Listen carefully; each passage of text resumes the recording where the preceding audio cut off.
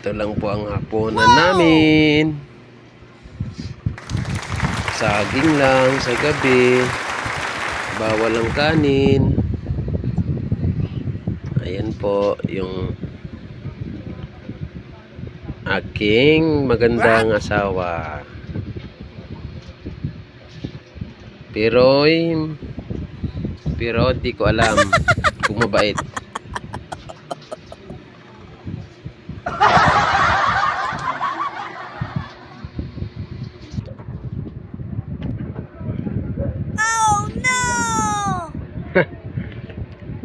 Uy, nagkakambal pa lang yung asawa ko.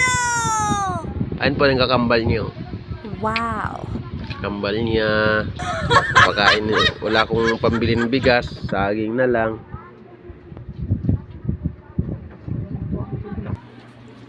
Ang sarap naman ang kain nila. Wala na kaming hapunan. Saging na lang. Pero masarap ang saging paggabi.